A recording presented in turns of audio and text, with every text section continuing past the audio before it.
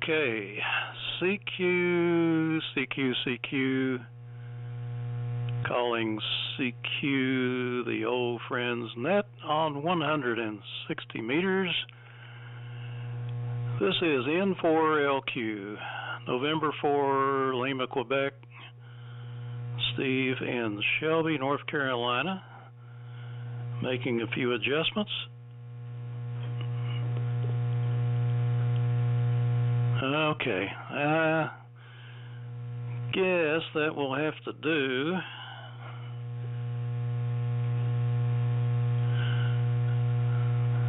CQ, the old friends net on 160, 1864. The old friends net's an amplitude modulation net, meets every night here at 8 p.m. And we are a round table type net, so give us your call and we'll put you in the list. It's N4LQ. Listening? WS2U, Whiskey Foxtrot 2 uniform. Kilowatt, November 4, Romeo.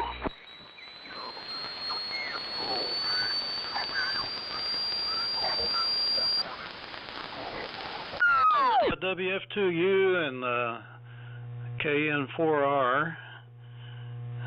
Good evening. Mir and Brian. Anybody else? N4LQ, AC4AA. I'm not going to say I will say hi.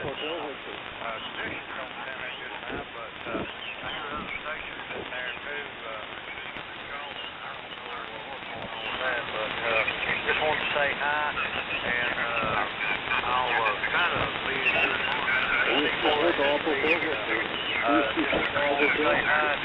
I'm listening, but I'm not going to join the net. That's okay. AC4AA. All right, Ron. That's what we call in and out. AC4AA. Well, good evening to you. Thanks for checking in.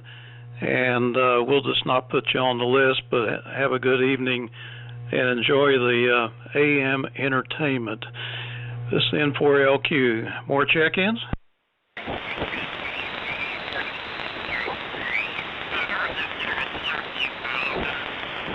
Well, okay. That's all so far. So we got Mir and Brian.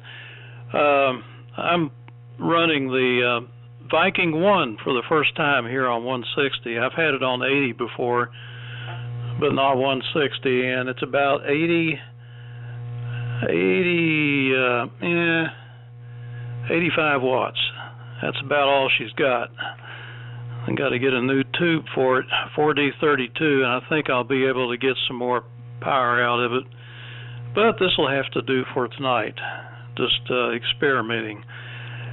And of course, it's got an external VFO, which is a Globe.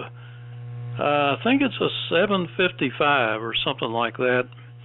Doesn't have any number that I can find on it. I've seen pictures of it. I think it was used with the Globe King. So that's the setup here. WF2U, N4LQ. Good evening, N4LQ. And the net, this is WF2U. Well, I guess this thing was promoted to an old friend's net. That's cool. And Steve, there is some heavy QSB with a little bit of phase distortion on you.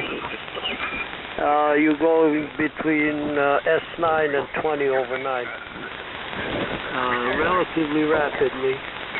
And Brian is fairly strong, but I haven't looked at the S meter while you were calling in, and I'm not aware of AC4AA calling at all. Maybe it's weak here, I don't know. So anyway, pick it up, Brian. KN4R, WF2U. Okay, Mir. WF2U and N4LQ.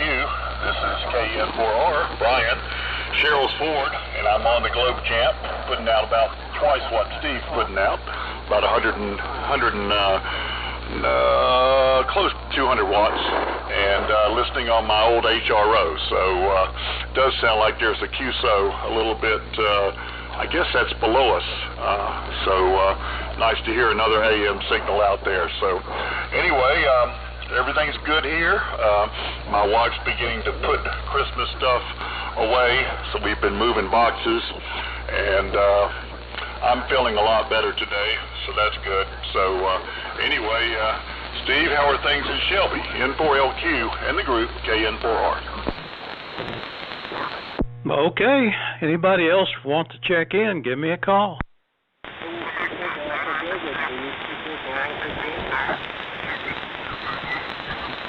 Anybody else copy him? I heard somebody.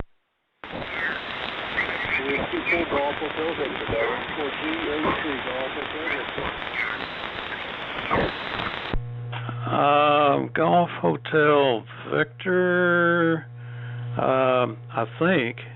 I couldn't get the rest of it.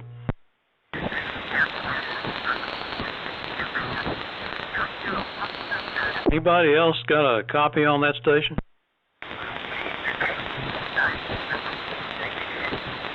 I'm sorry, I guess we can't hear you tonight. It's a little rough. We got the, that's not a QSO down there, Brian. That's that AM broadcast guy. It's Saturday night, 1860. He's doing his Saturday night, or Saturday, it goes all day, I believe, with that thing. He must have a pretty good electric bill.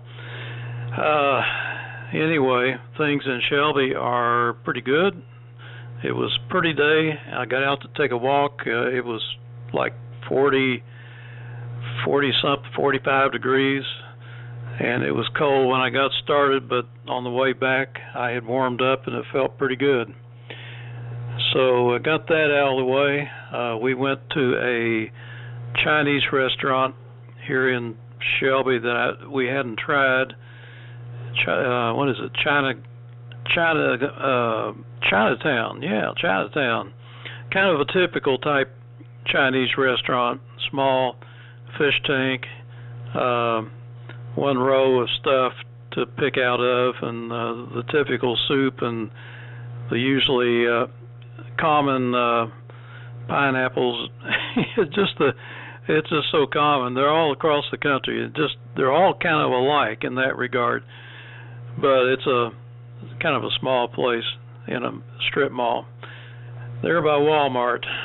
Anyway, it wasn't bad. And been fiddling around with some multi-LMAX here, trying to get the new one going, and it's going, but I'm not happy with the audio quality on it. I like what this one sounds like so far, just listening to myself and looking at the monitor. It looks fairly clean, and I hope it sounds as good on that end. It's just not enough power. So I guess I need to fire up the multi-LMAC, hook it to the amplifier, and see if we can get some more watts out of it. So anyway, the dogs got to stay home for lunch today instead of going with us, and we just went out together. A lot of times we'll take the dogs with us if we go to a fast food place or something, and they enjoy it. And when we go to Zaxby's, they know us, and they always have a treat there for the dogs. They got some kind of chewy sticks or something they give us, and we break one in half and give half of it to each dog. Anyhow, that's the story here today. Go ahead and mirror WF2U N4LQ. Yeah, okay. Well, I guess you had a busy day. I had a busy day too. I had to fix a piece of trim on the XYL's Chrysler Town and Country. It was lost somehow, maybe a couple of months ago, and was missing. They wanted something like $350 to replace it. It's just like a piece of molding on the side of the door outside, and it's like a black trim kind of thing. And I said, that's ridiculous. Let's see how much the part cost. Anyway, I found it on eBay from a car parts seller, brand new. Brand new from original equipment manufacturer for $15. Took me about a half hour to assemble, to put it on, and that's about it. So I don't know where the heck they find something to cost that much at the dealership. It's ridiculous. So anyway, I did that. I had to clean the area, so I got like a nice adhesive cleaner or something, just in case tar and stuff is stuck to the door. Scrubbed it nice and clean and wiped it. That's one. Then, well, that was actually after the net. The Midwest Military Radio Collectors group net. Conditions were not bad at all, but there were not that many people though. And after that I was just playing a little bit with the marine radios. Again, determined that the ICOM for some reason does not do AM on 160. So I think it's limited to AM above 2 megahertz for some reason, and I can't change that. So that's a radio that I'm not going to use on 160 AM. But it does everything else, so there is no limit. On the other hand, the JRC does everything everywhere. I just needed to get into the service program and get into the proper stuff to set, change the setting, memorize it, and that's it. So it's work AM, upper sideband, lower sideband, CW on all the ham bands up to like what, 24 megahertz, because the radio itself does not go above 26, which is the highest marine band. Now another thing that I did, my fingers did the walking, and my fourth marine radio of the same class, and that's all I'm getting, because that's about the 4 of this class of 150 watt transceivers is a Kenwood. It's a Kenwood TKM 707, and that has CW also, and doesn't need any modifications. Just get in, open it up, and there is a dip switches, sets up dip switches for general coverage, and it's all done. So probably I'll get it in another week or so. And that's the end of my little marine radio purchases. We'll play with them. Cool. I can set one up on each net or each of my favorite frequencies. Well, it's crazy, but I'm having fun with them. So, Brian, how's everything by you? And you are 5 and 9 to 10 over 9 with some USB. So, go ahead, Brian. KN4R WFTU.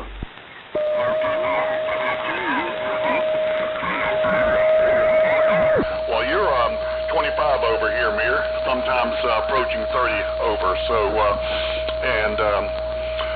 Very good on your the crown molding on the car, saving some money there. That's great, making the wife happy. And okay on the Midwest Military Radio Collectors net, being pretty good today.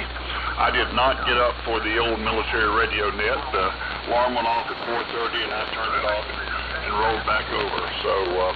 So I missed it this morning. And also very good on your upcoming Kenwood Marine Radio, your trifecta there, so that's great.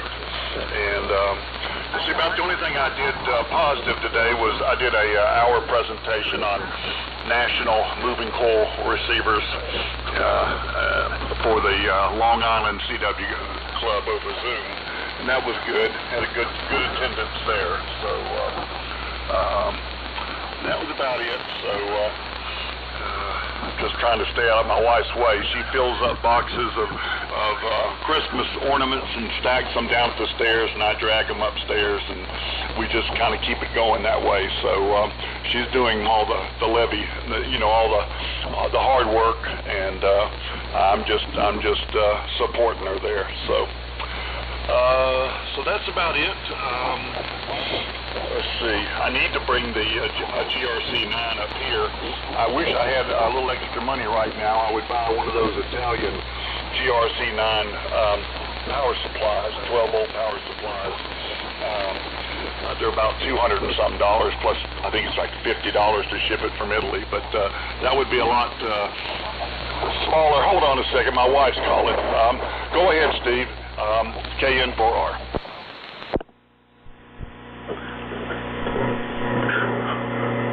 Okay, KN4R in the group, N4LQ. I'm on the multi-LMAC AF67 right now. Let me try the amplifier and see. I hope it's not too much power. Stand by. Yeah, that's hitting her a little bit too hard. I better not run it like this. Let me put the attenuator in. Give me about 1 minute. Stand by. N4LQ.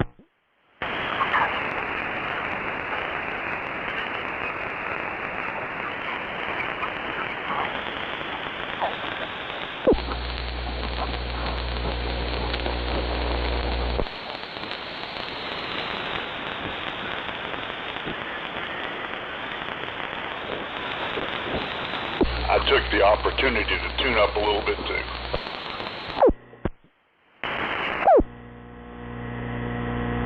Okay. Yeah, it's pushing things a little too hard there. So this should be okay. Hopefully we got things running now. Phew, boy. So are you back in the action there, Brian? Go ahead.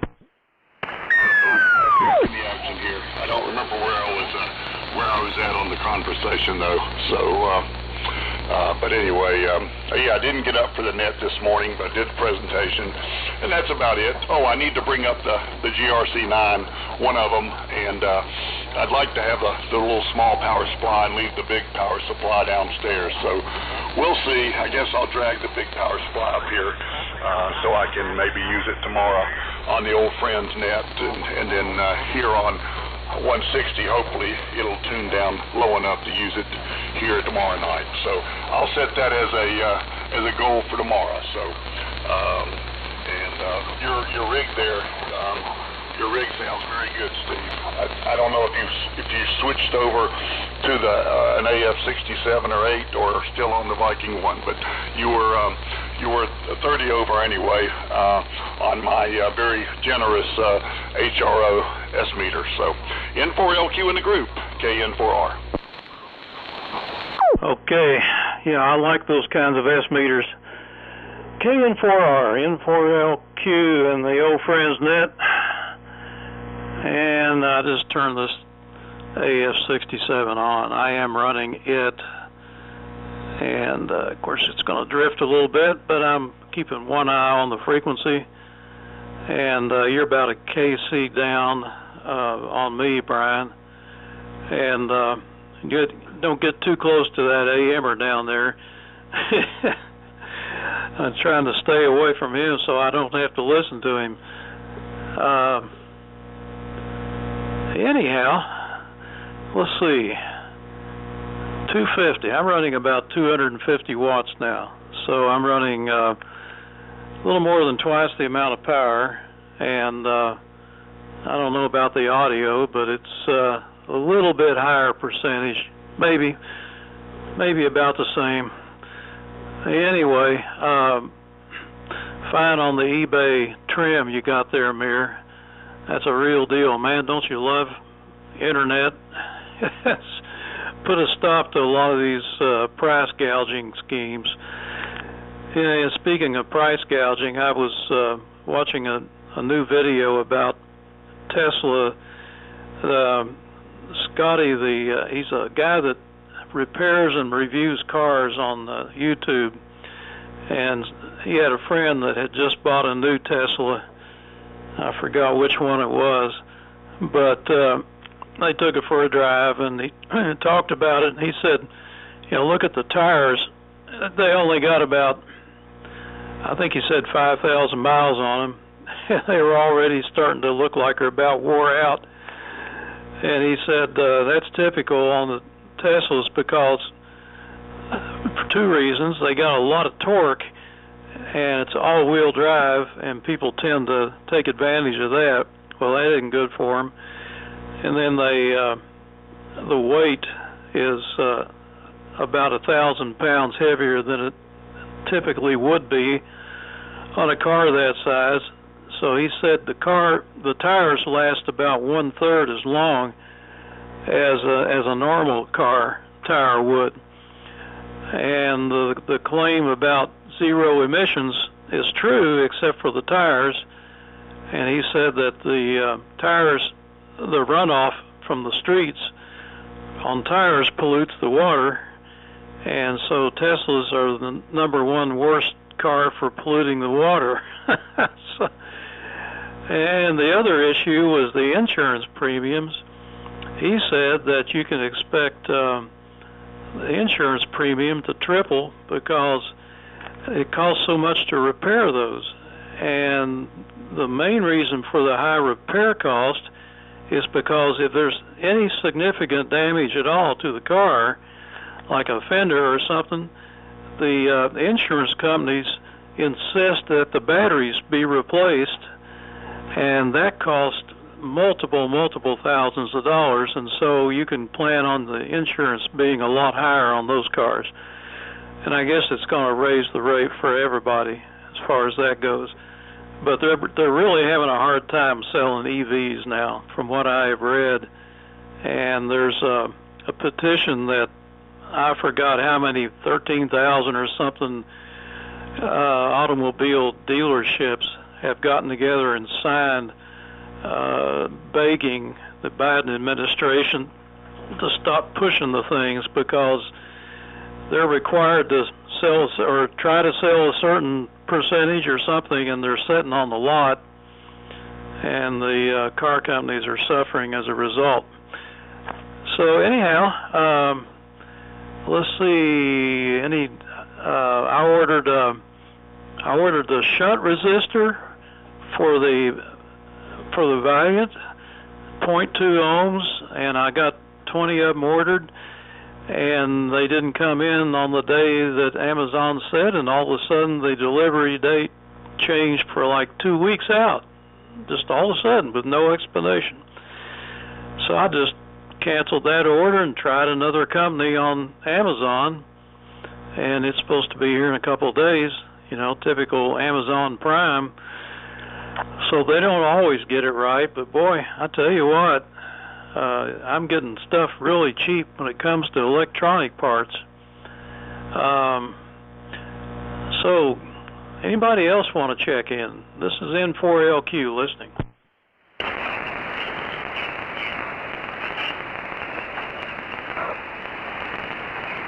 That's unusual. Usually hear more of the usual suspects. So go ahead, Mayor, WF2U, N4LQ. A little pause just in case somebody's getting in here. But I guess people are a little lazy Saturday evening. Anyway, this is WF2U.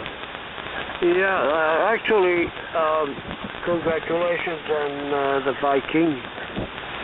Won. You sound good, and plenty of volume. I'm sure you're not taking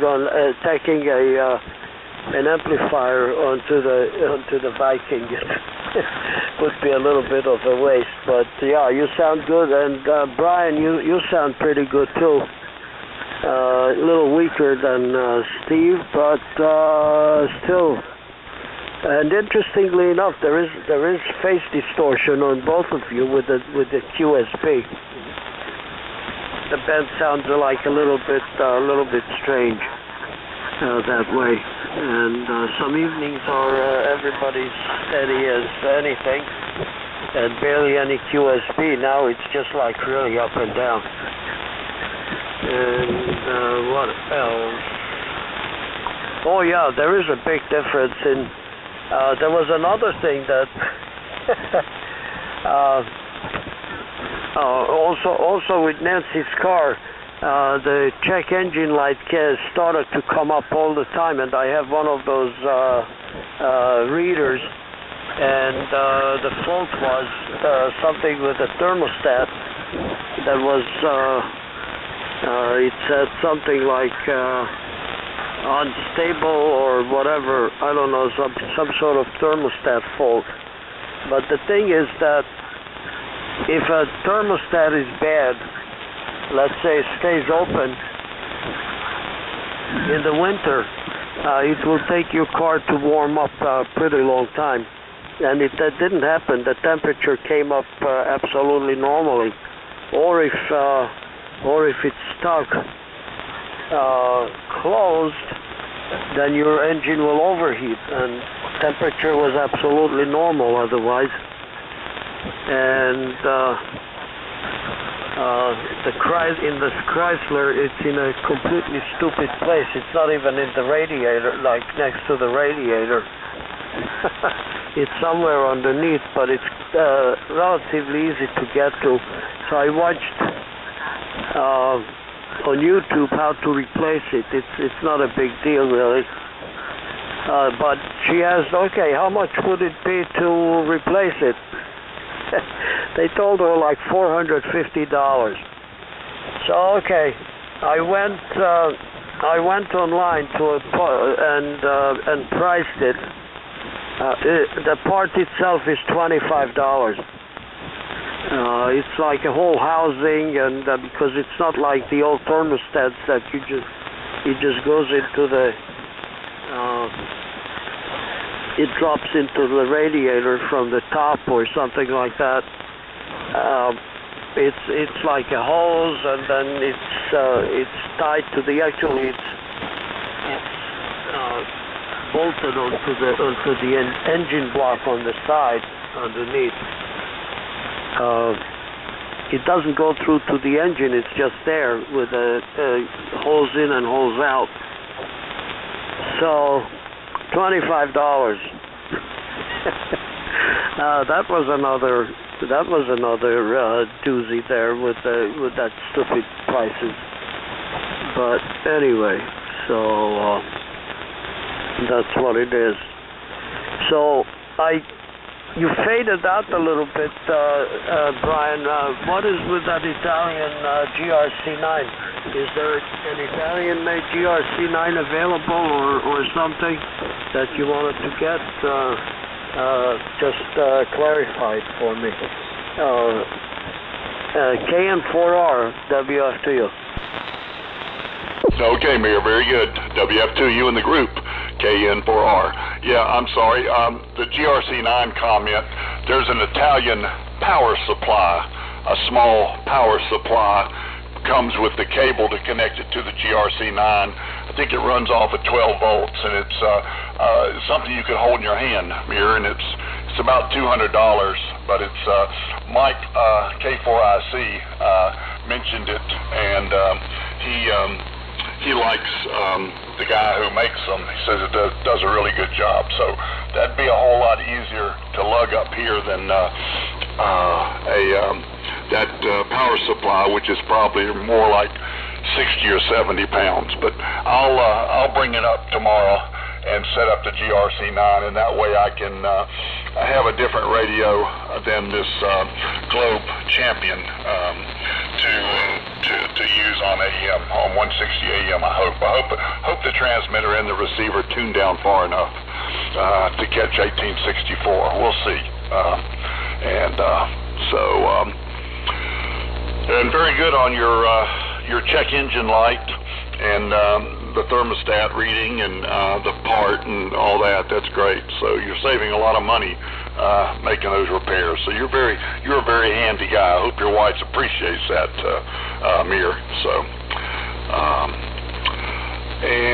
let's see what else. I'm looking around here, thinking about all the things I should be doing, but I just haven't felt all that good.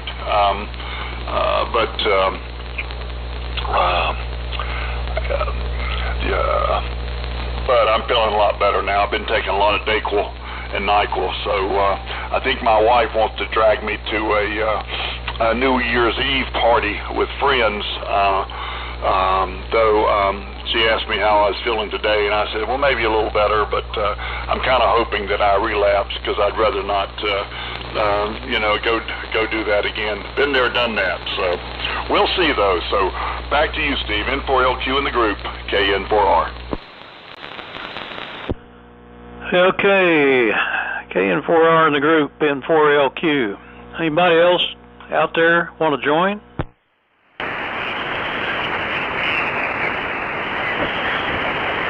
I guess not. Well, yeah, that's how we catch all these bugs. It's going to parties, all this gathering. Doesn't seem like it happens too much in restaurants where you're just kind of in and out for a bit, but when you have these extended, hours-long stays and everybody's close together in a house or something, it seems like things spread a little easier. Of course, that being in a house in the wintertime doesn't help matters any either, I guess. Now, Mir, I am on the AF67 now. I did change over. So did you notice any difference in the sound of them? I'm using the same microphone. I just wondered if you could tell any difference. Over? A little bit clearer. It sounds crispier, and it seems as if you have a little bit more highs too. And maybe that's why it sounds crispier, but it sounds somewhat better than the Viking. Oh, okay. All right. Well. It's that old LMAC syndrome, I guess. And this one is not too bad a shape. Most of them I've seen are kind of rusty. It's hard to find one that isn't, so you just have to bite the bullet. But they're all over eBay. AF67s are everywhere, and they're cheap. Well, I found when I got this one, the meter was so fogged up I could not read it at all, even with a light shining, and it was so fogged up. And that is a really common problem with these things. Of course, I took the meter apart and tried to clean the lens, and I used everything I had. I had some of that special polish and all that to polish them. I used baking soda, toothpaste, and I scrubbed and rubbed and carried on, and nothing made any difference. And you can't feel it. It's smooth, so I think it's like all the way through, that fog is. And I've seen a lot of them on eBay just like that, and others have had that problem too. And then there's others that are just as clear as can be. Well, so Cliff sent me another meter off one of his AF67s that he's parting out, and it's clear.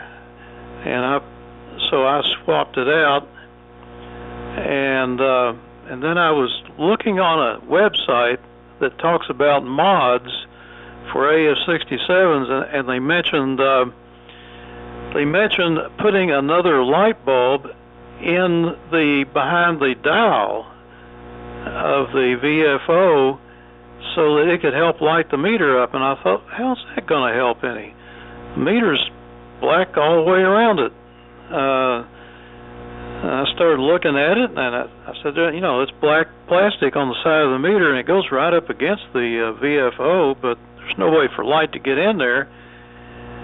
And I looked at the meter that had been in here, the original one, and lo and behold, it's clear on the right-hand side where it goes against the VFO. So I've got two kinds of meters here, clear on the right side, and some are black.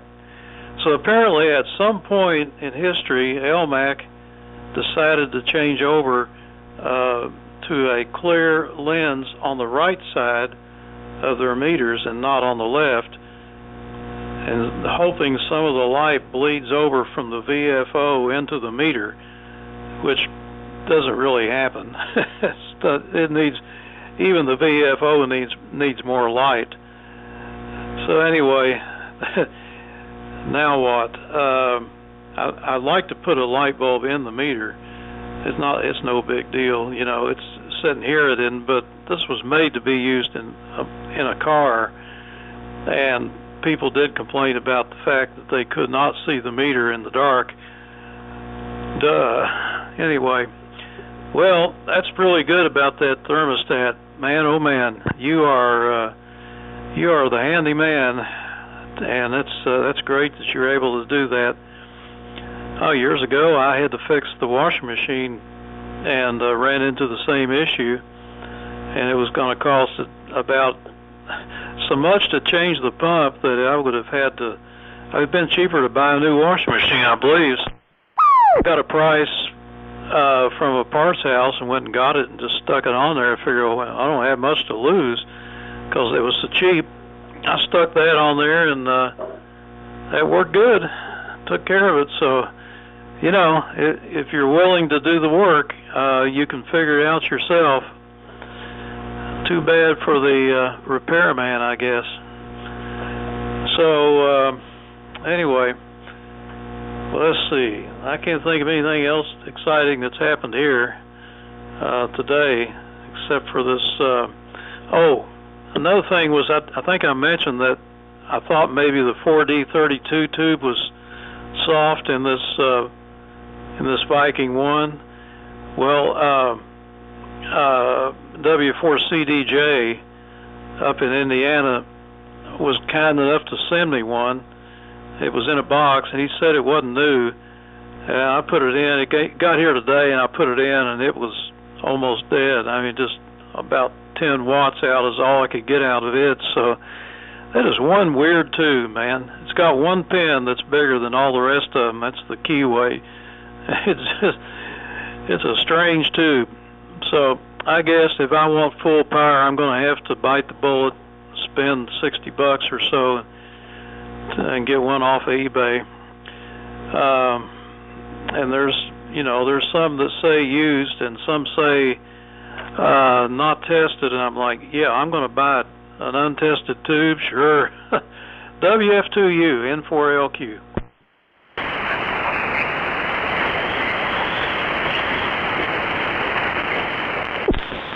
Yeah, okay.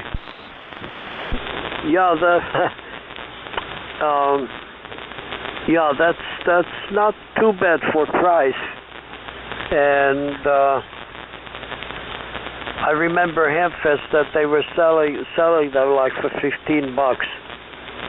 I might have a spare one because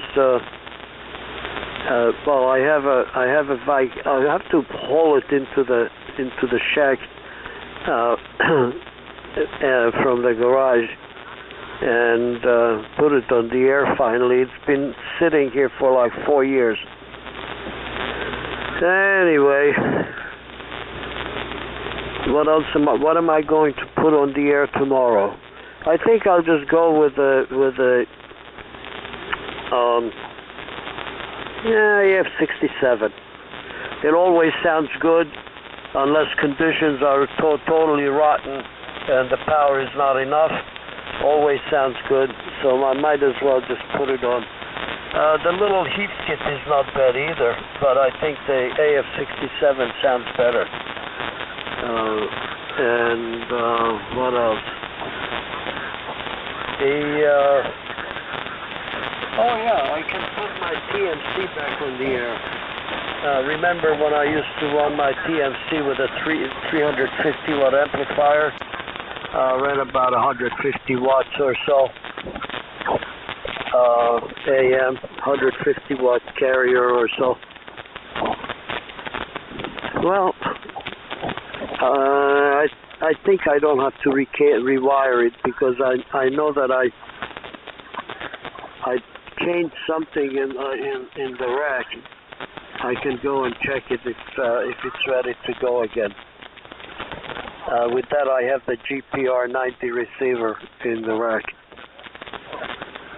And oh yeah, another little project. I have to get my GRC 3030 going. That's the equivalent of the GRC 9. Puts out a little bit more power, and it's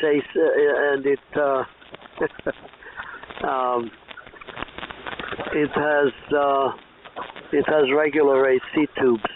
The final is an 807 there, and it's fully plate modulated. It's the Dutch replacement for the wireless 19.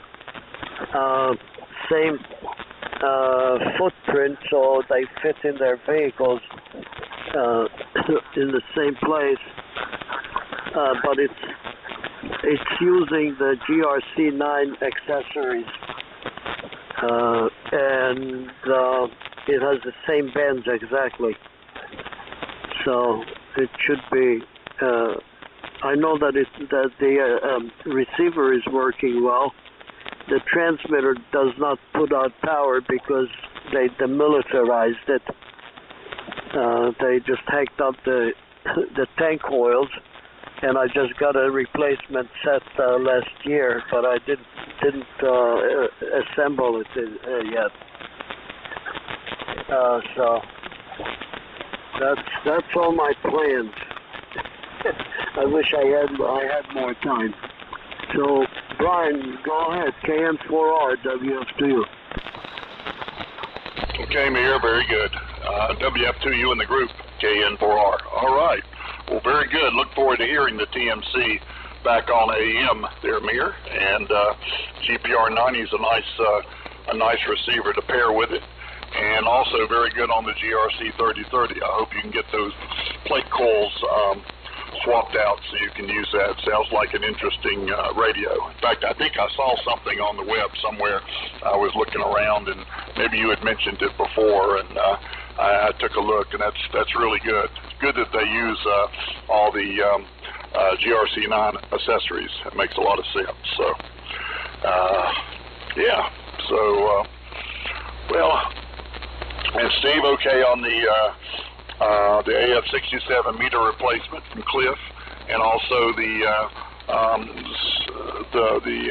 idea of the lens being clear on the right side. That's on some of them. That's pretty cool. So it's good when they start realizing that. But you know, that would really kind of torque me off if I had an AF67 in the car and I had to open the door to turn on the ceiling light so I could adjust the radio, you know, or see if it's all adjusted and all that. So that was not very good. So anyway, all right. Well, look, I'm about out of things to talk about, so I think I'll go ahead and say 73s to you guys, and have a nice one. And let's see, today is Saturday, tomorrow is Sunday, so I'll plan to see you guys at 4 p.m. on 3715. So 73s, and have a good one. And take it away, Steve. N4LQ in the group, KN4R. This is N4LQ. Anybody else out there that would like to join us? Call now.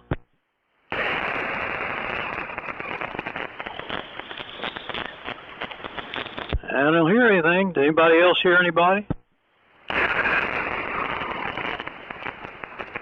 It's not. I thought I heard a little modulation of some sort, but it wasn't copyable. N4LQ. Well, Brian, you do sound a little sniffly there. You probably ought to stay home. I'll write you an excuse, and I can email to you to whom it may concern. Brian is under the weather and should not, and he's probably contagious, and you should not get near him. That'll keep you out of trouble. Yeah, that AF67, that would be a good one to use, Mir. Hope you can get that back on the air again tomorrow and fire it up. It'd be nice to use an amplifier. The trouble is it puts out just a tad too much power, like twice as much. I guess it depends on the amplifier you're using. If you were using something like maybe a Heath SB220 or something like that, it may come out about right. But I don't know, this one for some reason it's got too much gain, and I've got to use a 3 dB attenuator. Or I could get in there and put that plate resistor in like I did one of the AF68s. And just I think it was like a 12K or something. I even got a spare here that's adjustable and just put it in series with the plate supply lead B+, and that dropped it down nicely without affecting anything else. And there's plenty of room in there to do something like that. Of course, the only thing that about it is it's permanent, and unless you rig up some kind of a switch to switch it, bypass it, short across it, you're stuck with 12 watts or whatever. So that's one thing nice about the attenuator. Too bad the attenuator doesn't have a bypass switch on it, but I guess we could build one easily enough. And then the other option is just a little cheap 100-watt dummy load, or even less power than that. Works just fine on these tube-type rigs. I tried it on this, and it really cut the power back on it a little more than I was expecting. Matter of fact, too much. And I came to the conclusion the output impedance on these LMAX is not 50 ohms. It's a little bit lower.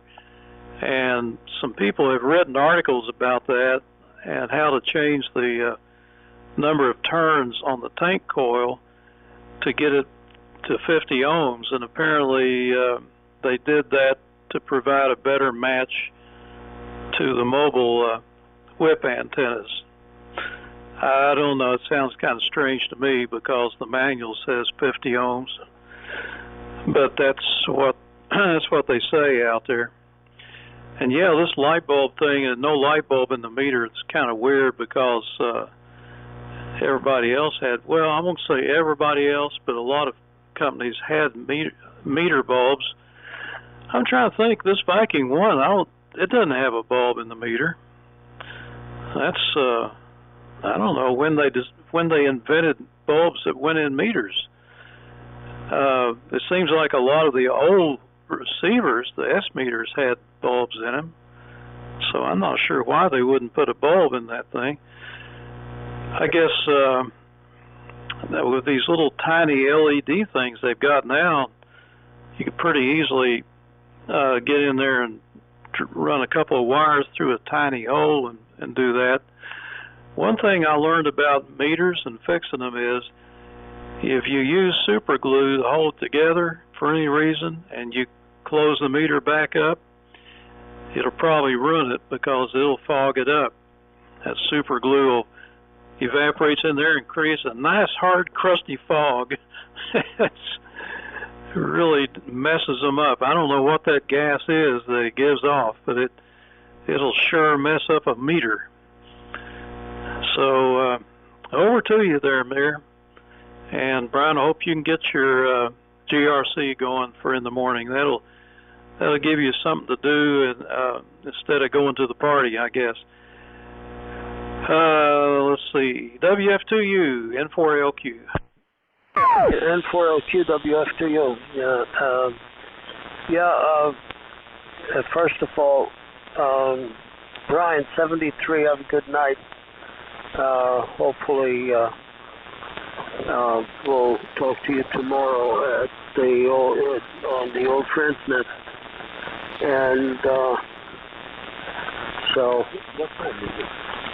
Oh yeah, well I have another 15 minutes or so. So anyway, good night and take care. And Happy New Year. Oh, Happy New Year. Tomorrow is New Year's Eve.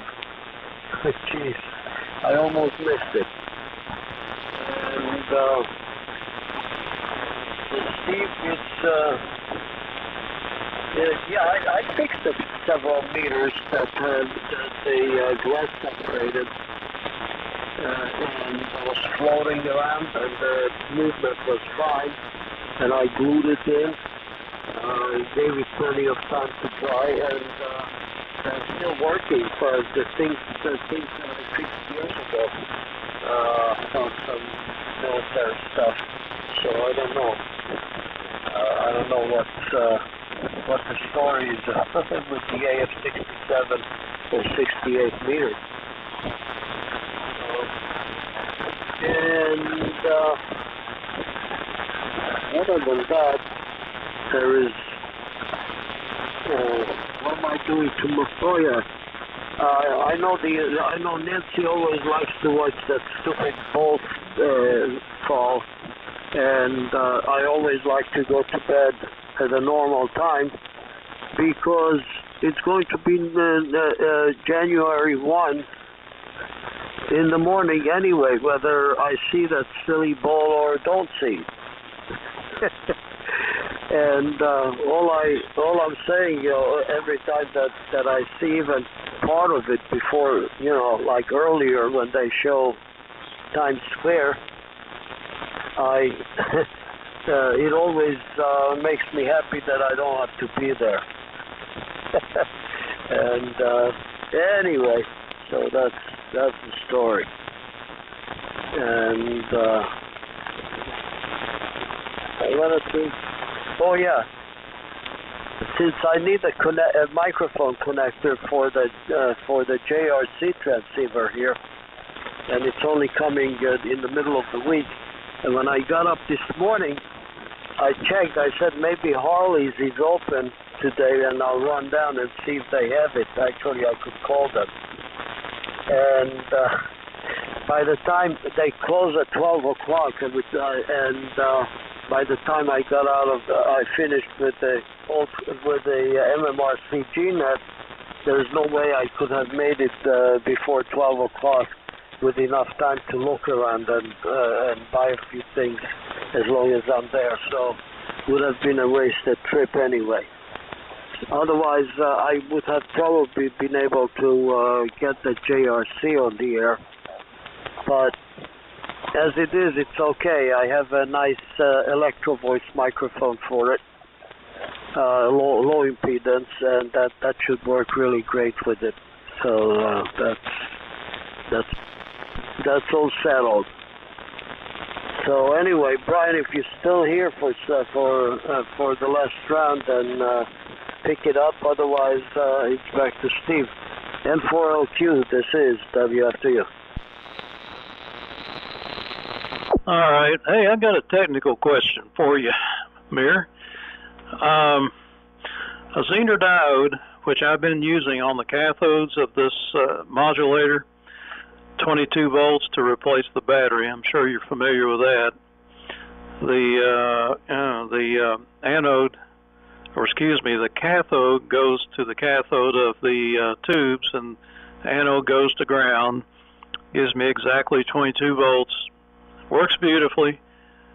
There is approximately 50 or so milliamps going through it, and when it reaches the 22 volts, of course, it just becomes a low impedance path, I guess. But and of course, the center tap of the driver transformer is no longer going to the grid. Its center tap goes to ground. So everything changed. What I'm wondering is why couldn't you just leave the cathode grounded and put the Zener diode on the grid, from the center tap to the grid, turn it around the other way? Would that give you the same effect, or can you envision what I'm talking about? Wait a second.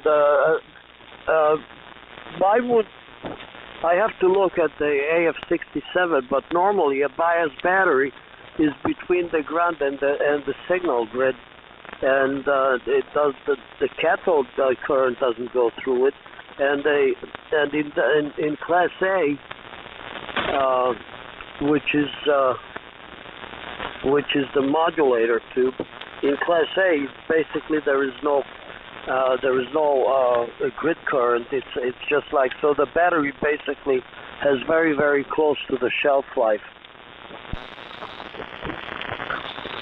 Well, yeah, I realize that. Well, the battery is, in fact, it did go from the grid to, from the center tap of the driver transformer to ground. Gave you the 22 volts. The cathode went to ground, and I guess the Zener if you just replaced the battery with the Zener, there wouldn't be enough current there to ever make the Zener do anything. So I don't know. If you open up the center tap and take it disconnected from ground, your voltage would go up on the grid. And of course it'd be distorted if it worked at all. But I'm just thinking, why can't you just put the Zener there? But of course we always just ground the center tap and then put the Zener in series with the cathode, which works fine. It just crossed my mind, what happens if you try that though? Got any idea? If you have a Zener, first of all, the Zener has to be able to carry the full cathode current, and so you get the bias through the cathode, but you need to do an audio bypass. It means that you need a capacitor to ground. Yeah, I guess you're not understanding what I'm saying, though. Well, Cliff and I talked about the capacitor thing, and he said that a Zener has low impedance to audio. So, and I even tried it extensively. A capacitor doesn't do anything.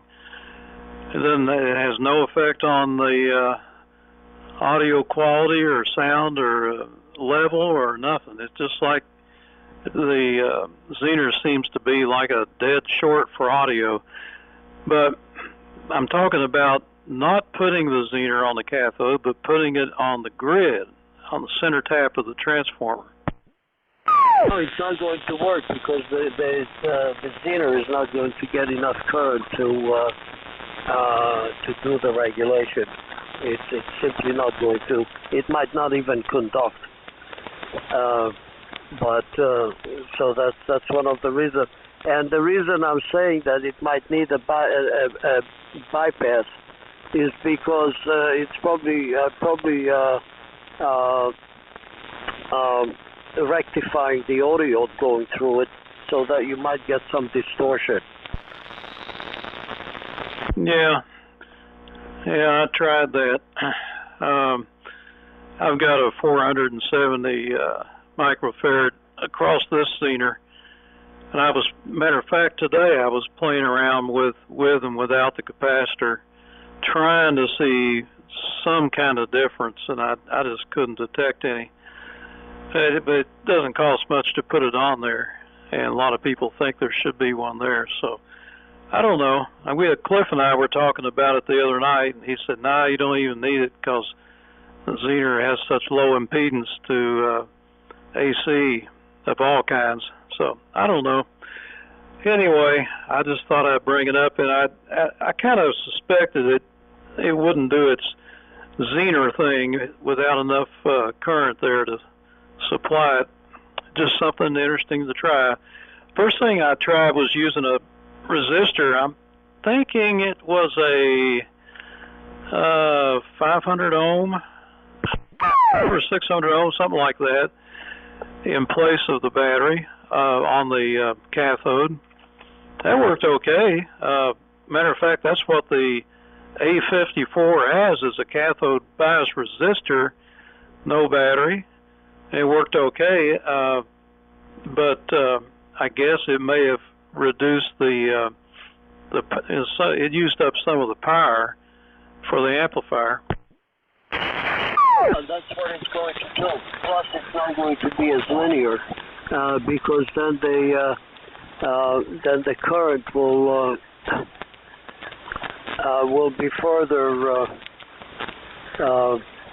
The bias is going to change on you all the time, depending on the current, and so the output linearity is not going to be as good as with a fixed battery.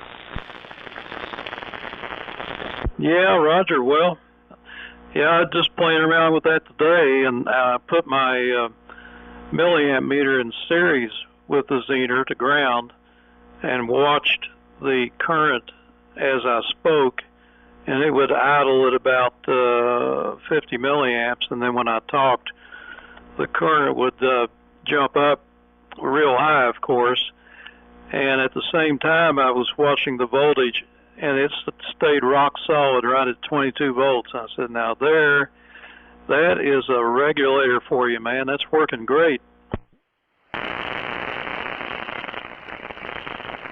Well, the Zener is going to keep it. The Zener is going to keep the bias constant because as long as it gets the minimum current that it's going to be conducting, then variation of the current is not going to change your voltage drop on it.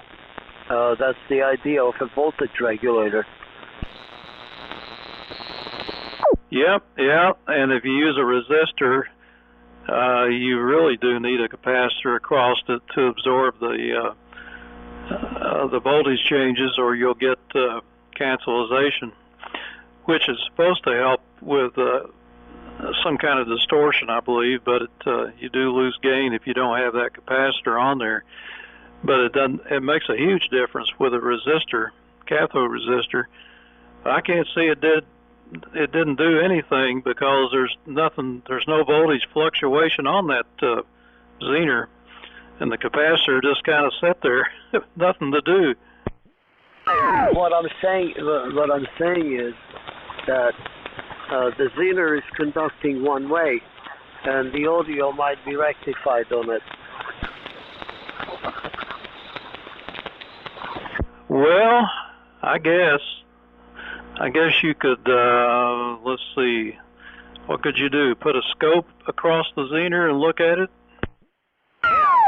That might be a good idea because it might be just kind of flat topping it or something, because otherwise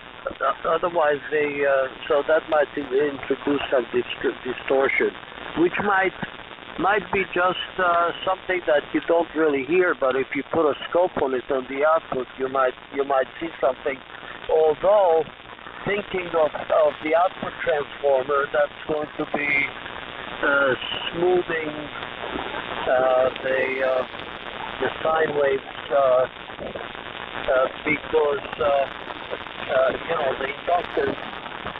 inductance, just like in a rectifier, like in a power supply, that's what it's doing, and in a tank circuit, for example. So if you have some sort of non-exact sine wave going in, and then you have in RF, and then you have a sine wave that is not going to be generating harmonics and all kinds of distortions, then the tank circuit is like almost like smoothing it out, and unless the tube is itself is flat topping, the LC circuit is always going to keep it's almost like a flywheel. It's going to make it into a sine wave. N4LQ. Yeah, well, the new AF67 that I got, the rust bucket, the modulation on it doesn't sound as good, and the percentage of positive modulation was way down in the 80% range, and the negative was banging up close to 100%. And as usual, I tried reversing the leads on the plate transformer, and that didn't do anything, which was disappointing. The tubes check the same. Tried reversing the tubes, didn't make any difference. And then I did a DC resistance check on the secondary of the plate transformer between center tap and each side of the secondary, and there's a significant difference in the balance there. It's pretty far out of balance. And I thought, well, that's got to be causing the problem, and that's why I reversed the plate leads to see what effect it had. It didn't do any good either. So that's causing a problem. And then I thought, well, what about the cathode current on the modulator finals? Is there a difference? And so I measured it on the cathode of both of them, and there was a significant difference in the amount of current. Like one said 30 milliamps, and the other one said 25 or something like that, which was a fairly decent difference. And that was an interesting evaluation. It looks like there's something wrong with the plate transformer, like maybe some of the windings on one side are shorted out, or maybe it was made wrong in the beginning or something like that. But I thought, okay, look, what if I put some resistance in series with the one that's too high, the current's too high, and to bring it down even with the one that's lower? And I tried that, and I got them both balanced, so they both had the same amount of cathode current, and I still couldn't get 100% modulation out of it. Still had too much negative modulation. And anyway, that was a fun experiment. N4LQ. WF2. Yeah, did you check the transformer on the other one? On the good, no, I didn't. I did not compare them. And I'll tell you another thing on these. The loading, the final loading has a lot to do with the results you get, and you try to load it into a mismatch impedance. There's all kinds of problems with that can change the modulation parameters. Anyway, these things are so easy to work on in that area. I just had fun trying things. That would do. I mean, you should really compare it to the one that works nice, and see if there is any other difference. So it could be that. Did you try also to swap the two tubes, the two modulator tubes? Yeah, I did. I reversed them with each other, and that didn't do anything. And in my tube tester, showed the same amount of same reading. The gain check on it showed the same. So they're close enough. And but I do have a difference in cathode currents, and like I said, I can correct that with a resistor on one side. It was still unbalanced in the output, and or something was causing lack of positive. This positive modulation thing is that's a real goal to try to achieve. I never even knew that it existed before I had this meter, and I can sit here and watch it. Like right now, I'm showing like 102 positive and about 97 negative, which is just great. You would just spend a little time and do the exact same measurements with the other one on the plate transformer and currents and whatnot, and see how it goes. Anyway, I have to go in, So take care, 73, and I'll talk to you tomorrow. With the old friends net. Have a good night. N4OQ, this is WFTU, 73, Steve. Okay, that's good. Thanks for coming by tonight. It's been enjoyable. And this is N4LQ.